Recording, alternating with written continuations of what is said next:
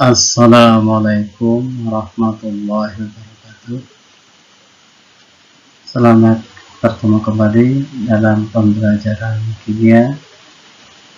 Kali ini kita akan melanjutkan pembahasan tentang sifat koligatif larutan yang pada minggu sebelumnya kita sudah mempelajari bagian yang pertama mengenai konsentrasi larutan pada bagian fraksi mol dan kemonalan. Pada bagian ini kita akan membahas tentang sifat-sifat koligatif larutan. Apa itu sifat koligatif larutan? Di kehidupan sehari-hari mungkin kita sudah mengenal beberapa peristiwa yang terkait dengan sifat koligatif larutan, tetapi kita tidak tahu bahwa itu adalah sifat koligatif larutan. Misalkan kita sering kali melihat bahwa ada penjual es putar atau es krim itu menggunakan pendinginnya berupa campuran dari es batu ditambah garam. Mengapa demikian? Nah, pada bagian ini kita akan mempelajari mengapa bisa demikian. Untuk itu marilah kita simak penjelasan berikut. Sifat koligatif larutan. Sifat koligatif larutan ada sifat larutan yang tergantung pada jumlah partikel zat terlarut dalam larutan, tetapi tidak tergantung pada jenis zat terlarut dan pelarutnya. Maksudnya demikian, bahwa ketika kita melarutkan suatu zat, contoh kita melarutkan sejumlah urea dan sejumlah glukosa dalam ukuran yang sama, massa yang sama, dilarutkan dalam jumlah air yang sama, maka sifat larutan yang dihasilkan dari larutan urea dan glukosa itu akan sama. Tidak tergantung itu glukosa atau urea. Nah, sifat yang tidak ditentukan oleh jenis zat terlarutnya, tetapi hanya ditentukan oleh jumlahnya, maka itulah yang dinamakan dengan sifat koligatif larutan. Jadi saya tegaskan sekali lagi, sifat koligatif itu tidak bergantung kepada jenis zat, tetapi pada jumlah zatnya, baik zat terlarut maupun terlarutnya. Selanjutnya, sifat koligatif itu ada beberapa. Sifat koligatif larutan itu meliputi penurunan tekanan uap, lambangnya delta P. Penurunan tekanan uap larutan, lambang delta P. Penurunan titik larutan dilambangkan dengan delta TF. Kenaikan titik didih dilambangkan dengan delta TB. Dan tekanan osmotik larutan dilambangkan dengan P. Jadi ada 4 sifat koligatif larutan, yaitu penurunan tekanan uap larutan, penurunan titik beku larutan, kenaikan titik didih larutan, dan tekanan osmotik larutan. Untuk bisa lebih memahami bagaimana terjadinya perubahan-perubahan tadi, maka kita perlu memahami tentang diagram fasa. Diagram fasa adalah diagram yang menampilkan hubungan antara temperatur di mana terjadi proses perubahan wujud selama pemanasan atau pendinginan. Nah, kita mengenal 3 macam wujud zat secara umum. Ada zat berwujud padat, berwujud gas, dan berwujud cair. Pada kondisi tertentu, maka bisa terjadi keseimbangan antara wujud-wujud tadi. Misalkan ada keseimbangan antara zat padat dengan zat cairnya, zat cair dengan zat gasnya, dan sebagainya. Nah, mari untuk memahaminya kita lihat, kita pelajari diagram fasa berikut. Nah, ini suatu contoh diagram fasa yang mengalurkan tekanan dengan suhu. Nah, di sini digambarkan antara bagian atas ini adalah untuk gambar dari pelarut murni dalam hal ini adalah air yang berwarna ungu ini. Kemudian bagian yang berwarna hijau ini adalah untuk diagram fasa menggambarkan larutan. Nah, daerah di sini, daerah ini adalah daerah cair, di mana jika benda ada di sini, maka ini bendanya akan berwujud cair. Sedangkan di sini adalah daerah benda berwujud padat, sedangkan ini adalah benda berwujud gas. Nah, daerah ini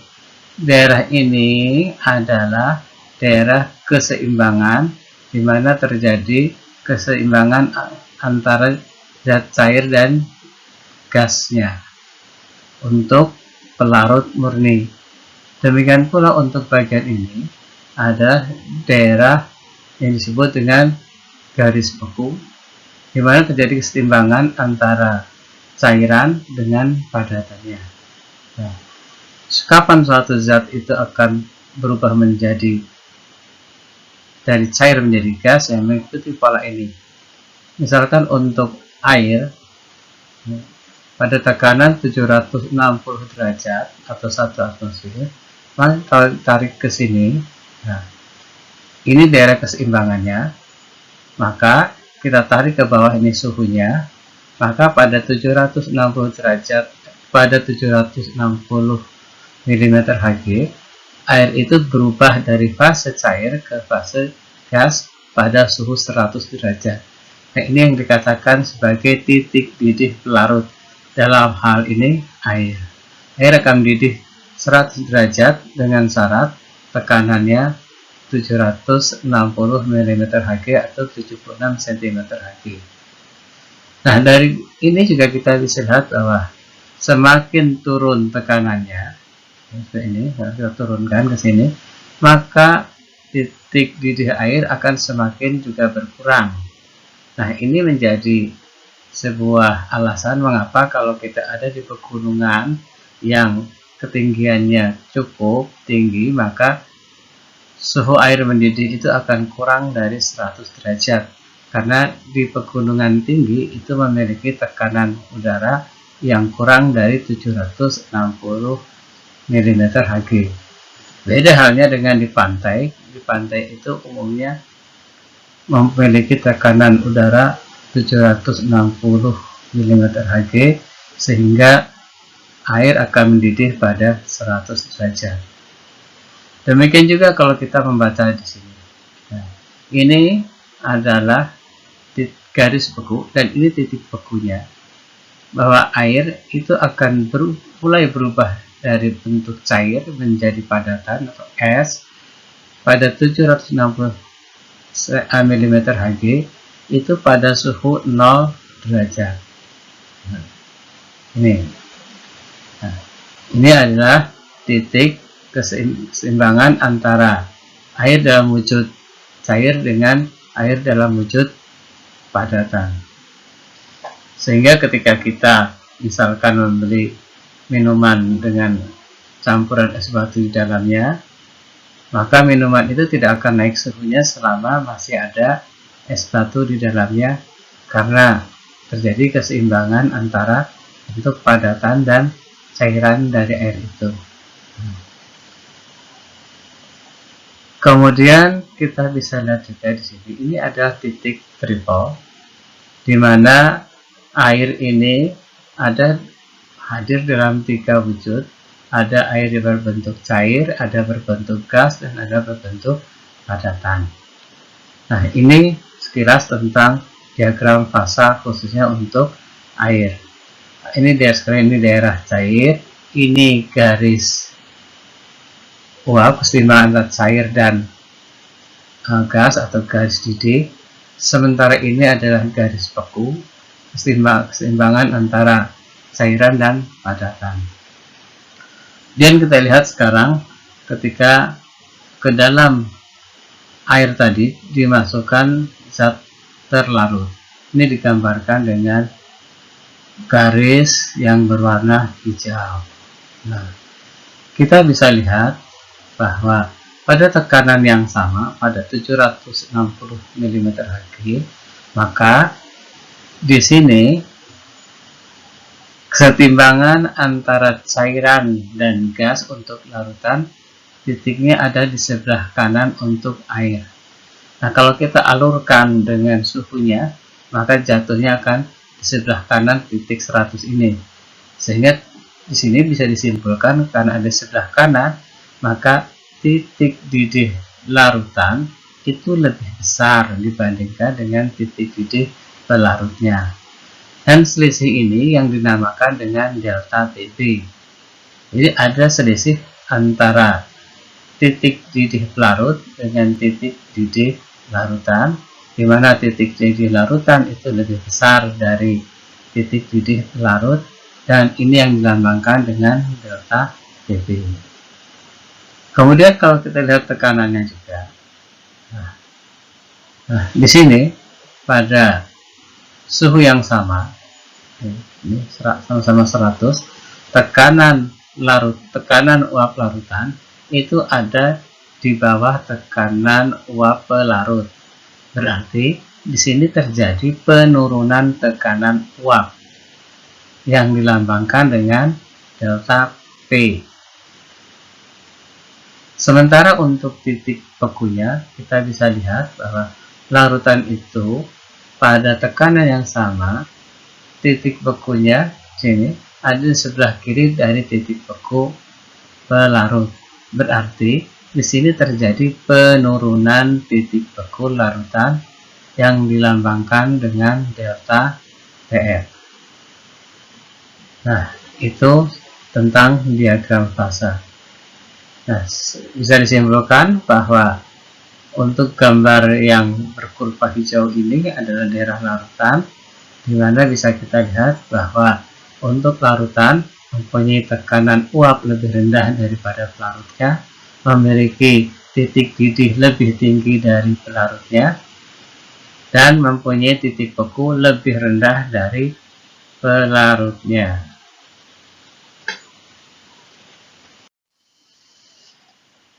Selanjutnya marilah kita bahas masing-masing dari sifat kualitatif larutan. Dalam hal ini kita akan memfokuskan terlebih dahulu pada sifat kualitatif larutan non-elektrolit.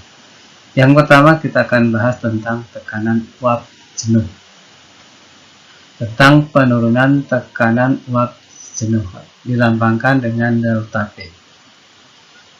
Apabila ke dalam suatu pelarut dilarutkan zat yang tidak mudah menguap, ternyata tekanan uap jenuh larutan menjadi lebih rendah daripada tekanan uap jenuh pelarut murni, seperti yang tadi kita saksikan di tayangan sebelumnya bahwa tekanan uap larutan itu lebih rendah dibandingkan dengan tekanan uap pelarut murni.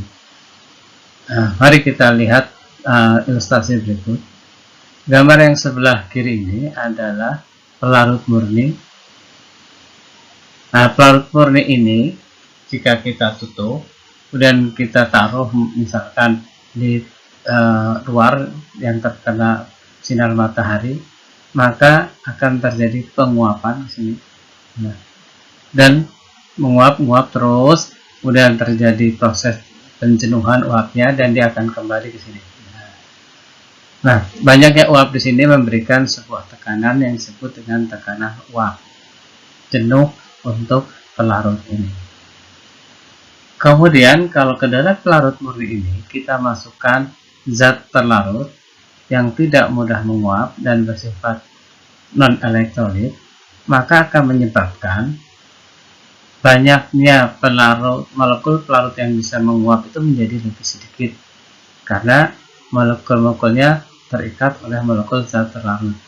Nah, akibat sedikitnya molekul zat pelarut yang bisa menguap, maka menimbulkan lebih sedikit jumlah uap pelarut di sini dan mengakibatkan tekanan uap larutan ini menjadi lebih kecil dibandingkan dengan tekanan uap pelarut di sini. Nah, yang kanan adalah untuk larutan, bisa dilihat di sini dari ilustrasi ini molekul zat pelarut yang berubah menjadi uap lebih sedikit dibandingkan dengan gambar yang sebelah kiri. Ini menunjukkan bahwa tekanan uap larutan itu lebih rendah dibandingkan dengan tekanan uap pelarut murni. Nah, menurut Rowe, didapatkan hasil bahwa melarutkan suatu zat tertentu atau suatu zat terlarut menyebabkan penurunan tekanan uap larutan, dan banyaknya penurunan tekanan uap itu terbukti sama dengan hasil kali fraksi mol zat terlarut dan tekanan uap pelarut murni. Nah, secara matematis bahwa yang penurunan tekanan uap larutan itu dilambangkan dengan delta P itu sama dengan tekanan uap pelarut murni P0 ini dikalikan dengan fraksi mol zat terlarut. Jadi bisa kita lihat di sini bahwa penurunan tekanan uap itu bergantung pada XB ini. XB adalah fraksi mol terlarut dan XA adalah fraksi mol zat pelarut. Semakin besar XB, maka penurunan tekanan juga semakin besar. Jadi sekali lagi, delta P ini bergantung kepada nilai XB karena P0-nya konstan. Kemudian, bagaimana dengan tekanan uap larutan? Tekanan uap larutan dilambangkan dengan P. Nah, P ini sebanding dengan XA, dengan fraksi mol zat pelarut. Jadi, semakin banyak XA-nya, P-nya semakin besar. Jadi, tolong dibedakan kalau delta P itu sebanding dengan XB atau fraksi mol zat pelarut, sementara untuk P, tekanan uap larutan, itu sebanding dengan fraksi mol zat terlarut. P sama dengan XA atau fraksi mol zat terlarut dikalikan dengan P0. Dapat juga dinyatakan bahwa delta P adalah selisih dari P0 dikurangi dengan P. P selalu lebih kecil dari P0. Nah, itu bagian yang pertama tentang penurunan tekanan uap larutan. Selanjutnya mari kita lihat contoh soalnya bagaimana.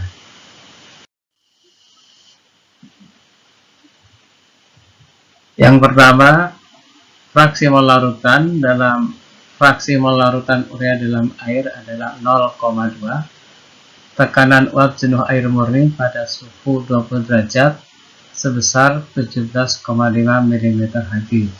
Tentukan tekanan uap jenuh larutan pada suhu tersebut. Nah, untuk soal ini soal yang sederhana, di mana di sini sudah ada fraksi mol dari urea 0,2. Kemudian tekanan uap jenuh air. Ini tekanan uap jenuh air ini kan pelarut, sehingga nanti ini yang nilainya sebagai P0 yang diberikan nilainya 17,5 mmHg. Nah, tekanan ini tergantung kepada suhunya. Kalau suhunya berubah, maka tekanan ini juga ikut berubah. Dan ini sudah ada dalam soal atau ada dalam data. Nah, bagaimana kita melanjutkannya? Nah, kita cari dulu fraksi mol zat terlarutnya XB. XB ini nilainya 0,2, kita masukkan. Kemudian yang 17,5 mmHg ini tekanan uap jenuh air yang berarti pelarut, sehingga dilambangkan dengan P0.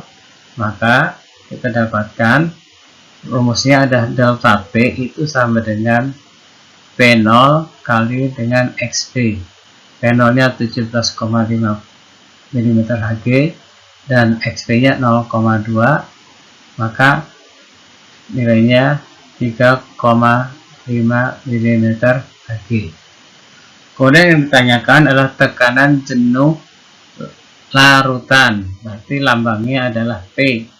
P itu salah satunya bisa dicari dengan P0 dikurangi delta P. Maka tinggal kita masukkan penolnya 17,5, kemudian delta P nya 3,5, maka didapatkan P nya atau tekanan uap larutan adalah 14 mm Hg.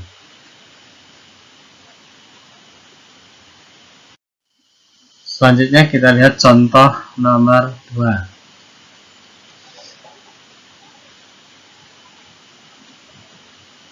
Nitol sebanyak 18,2 gram dilarutkan dalam 100 gram air pada suhu 20 derajat Celcius. Ternyata tekanan uap jenuh larutan adalah 17,23 mm Hg. Jika tekanan uap air jenuh pada suhu itu, suhu 20 derajat tadi, itu 17,54 mm Hg, hitunglah massa molekul manitol. Salah satu kegunaan dari kita mempelajari sifat koligatif larutan adalah untuk menentukan massa molekul zat terlarut. Ini adalah salah satu contohnya. Bagaimana kita menyelesaikannya? Mari kita lihat. Pertama-tama kita ketahui bahwa untuk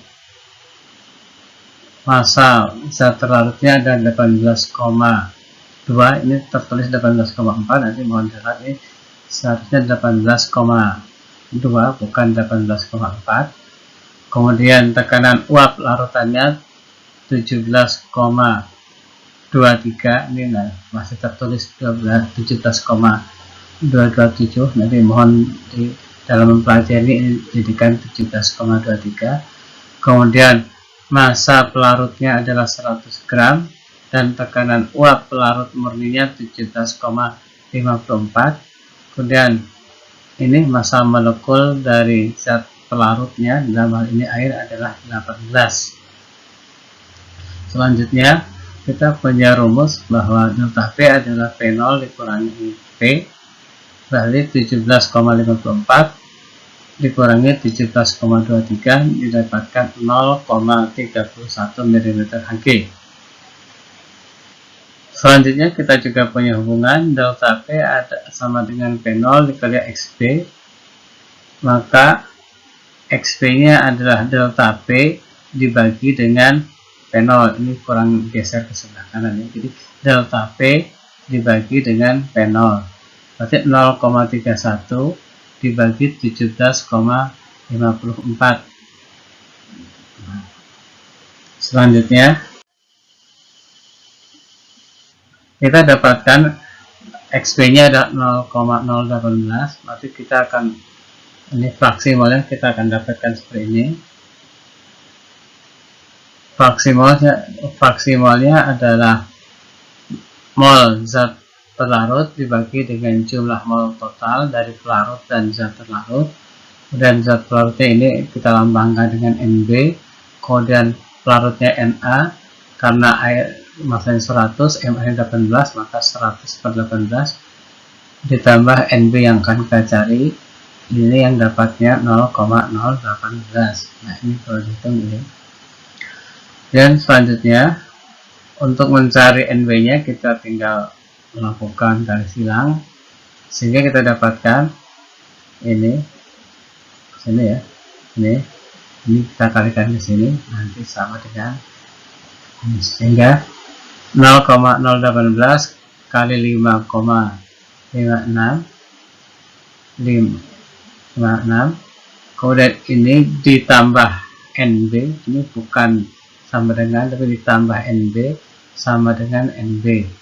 Ini ditambah NB, bukan sama dengan NB, tapi ditambah NB sama dengan NB, sehingga NB ini adalah 0,1 mol.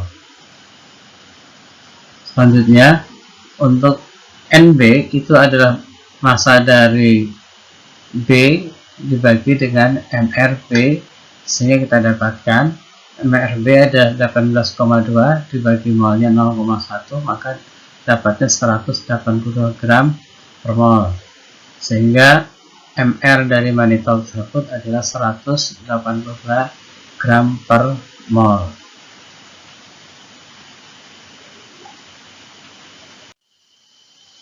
Selanjutnya soal yang nomor 3.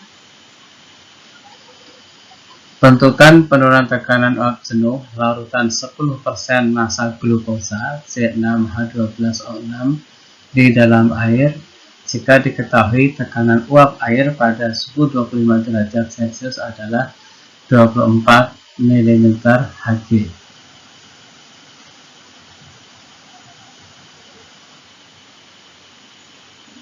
Pertama-tama kita cari dulu massa glukosanya. Karena ini persentase, maka paling mudah kita memisalkan massa larutan itu ada 100 gram di sini. Sehingga glukosa itu berapa massanya ya 10/100 kali 100 gram, kita dapatkan 10 gram. Ini ada kelebihan tulis.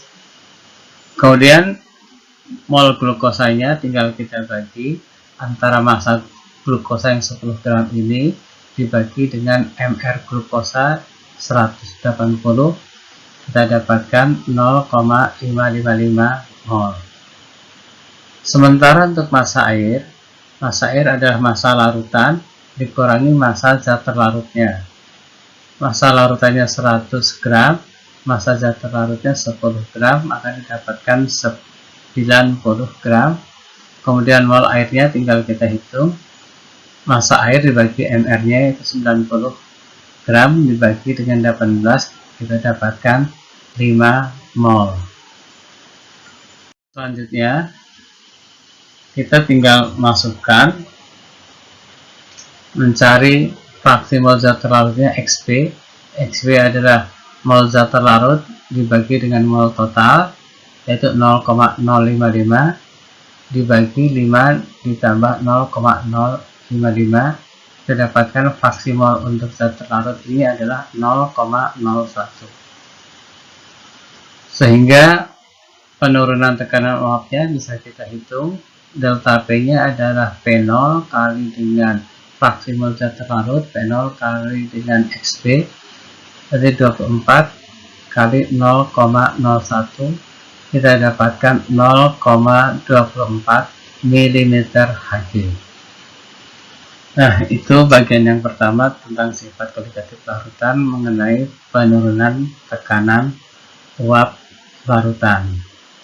Nah, saya harap para siswa bisa mencermati dan tolong ralat tadi diperhatikan karena akan mengganggu kalau tidak diikuti dengan mendengar penjelasannya.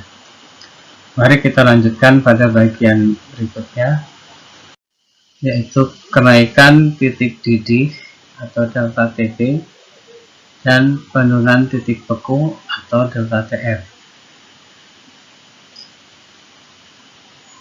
Pada saat udara memiliki tekanan 1 atmosfer, air mendidih pada suhu 1 derajat. Tetapi jika dalam zat cair itu dilarutkan suatu zat, maka tekanan uap jenuh air itu akan berkurang.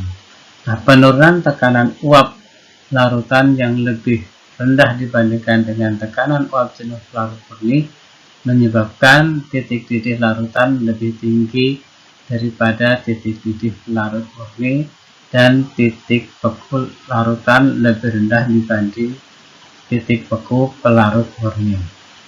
Nah, kita seringkali ketika kita memasak itu mencampurkan berbagai macam bumbu, garam dan lain sebagainya, dan itu menjadikan campuran itu menjadi larutan. Nah, maka panas yang dihasilkan ketika kita memasak sayur itu lebih panas dibandingkan dengan kita merebus air yang tanpa campuran apapun. Nah, maka bisa juga kita lihat bahwa pada sirup itu akan memiliki titik didih yang lebih tinggi daripada titik didih air. Demikian juga kita lebih sulit membekukan sirup dibandingkan dengan kita membekukan air karena terjadi penurunan titik beku larutan. Selisih antara titik didih suatu larutan dengan titik didih larut murni disebut dengan kenaikan titik didih larutan. Sehingga delta TB ini adalah titik didih larutan dikurangi titik didih pelarut murni. TB berasal dari kata boil, didih. Nah, sekali lagi, delta TB ini adalah selisih antara titik didih larutan dikurangi dengan titik didih pelarut murni.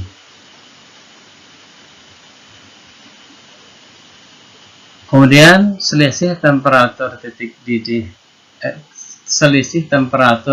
beku larutan dengan titik beku pelarut murni disebut penurunan titik beku. Lambangnya delta TF. Delta TF itu sama dengan TF pelarut murni dikurangi TF larutan. Perhatikan ini berbeda. Kalau yang atas larutan dikurangi pelarut murni, yang bawah ini pelarut murni dikurangi larutan. Karena bisa kalian simak lagi pada diagram fasa, TF larutan itu ada di sebelah kiri dari TF pelarut murni, sehingga ini lebih kecil dibandingkan dengan pelarut murninya. Nah, menurut hukum Beckmann dan Raoult, penurunan titik beku dan kenaikan titik didih itu berbanding langsung dengan kemolalan dari zat terlarut di dalamnya. Delta TB sama dengan M kali KB, maksudnya ini KB bukan KF. Ini delta TB M kali KB bukan KF.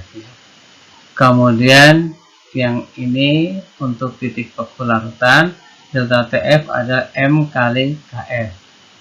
Nah, dengan keterangan bahwa delta TB itu kenaikan titik beku, kemudian KB ini, maksudnya KB yang ini, tetapan kenaikan titik didih molal untuk pelarut yang datanya mesti sudah ada. Untuk air itu 0,52 derajat Celcius per molar. Kemudian delta TF ini penurunan titik beku, kemudian KF-nya tetapan titik beku molar untuk pelarut yang untuk air nilainya 1,86 derajat Celcius per molar dan M-nya molalitas. Kemudian ada syarat untuk bisa berlakunya hukum ini. Pertama adalah zat yang kita larutkan itu adalah zat non-elektroid. Kemudian delta TB juga berlaku untuk larutan yang mudah delta TB itu tidak berlaku untuk larutan yang mudah menguap. Dan yang ketiga, hanya berlaku untuk larutan yang sangat encer. Karena pada larutan yang lebih pekat itu akan terjadi penyimpangan. Mari kita lihat contoh soal berikut. Tentukan titik beku larutan urea, tentukan titik didih dan titik beku larutan urea, rumusnya CONH2 dua kali 30 gram dalam 500 gram air. Nah, penjelasannya seperti ini. Delta TB adalah M KB. M-nya tidak lain molalitas, sekali lagi itu gram per mr kali 1000 per P. P-nya adalah massa zat pelarut.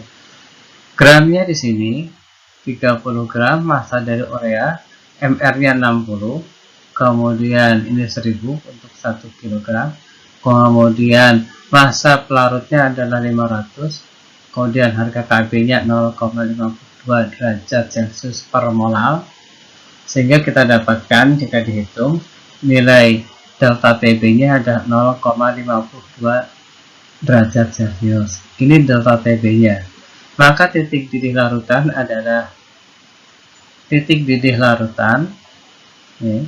adalah titik didih pelarut ditambah dengan delta TB-nya 100 derajat Celcius ditambah 0,52 berarti nilainya menjadi 100,52 derajat Celcius. Dan ini terjadi kenaikan suhu sehingga titik didih larutan lebih tinggi dibandingkan dengan titik didih pelarutnya. Selanjutnya akan kita bahas untuk penurunan titik bekunya. Nah, untuk titik beku, penurunannya dilambangkan dengan delta TF. Ini salah memasukkannya, tolong nanti ini salah ketik. Delta TF sama dengan M kali KF. Delta TF sama M kali KF. Nah, sama dengan yang sebelah ini, maka ini gram per mr kali 1000 per P kali dengan KF. Maka kita dapatkan sama halnya, tinggal kita merubah yang tadinya KB menjadi KF, dari 0,52 menjadi 1,86, maka kita dapatkan titik beku larutannya adalah titik beku pelarut dikurangi titik beku dengan selisih dari titik beku ini, 0 derajat dikurangi 1,86 menjadi minus 1,86 derajat Celcius. Lanjut contoh yang kedua, titik beku larutan 60 gram naftalena dalam 100 gram benzena adalah 2,91 derajat Celcius jika titik beku benzena 5,46 derajat Celcius dan tetapan titik beku molal benzena 5,1 derajat Celcius, maka tentukan massa molekul relatif naftalena.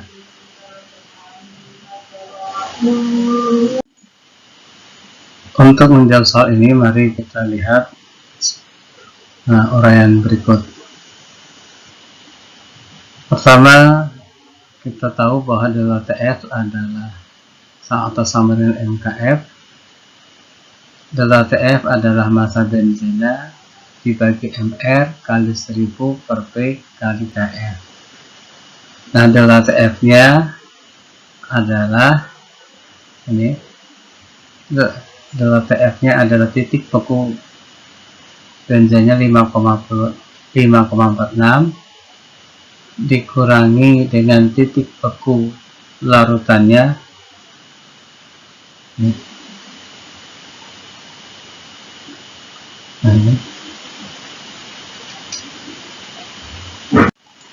Nah, ini titik beku benzennya 5,46 dan titik beku larutan naftalena dalam benzen ini 2,91 sehingga delta TF-nya 2,55 derajat Celcius. Nah, selanjutnya kita bisa masukkan ke rumus yang di atas sini. Delta TF-nya ini 2,55, kemudian ini gram per mr-nya 6,4 bagi mr kali 1000 per P-nya di sini dikalikan dengan harga KF-nya yaitu 5,1, sehingga kita dapatkan kalau kita hitung seperti ini hasilnya, dan mr-nya setelah dihitung kita akan dapatkan 128.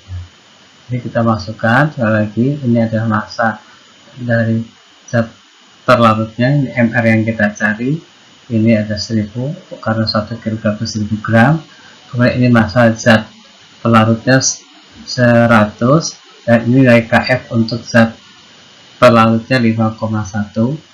Tinggal kita hitung dibalik-balik sehingga kita dapatkan nilai mr-nya adalah 128. Dan contoh yang ketiga,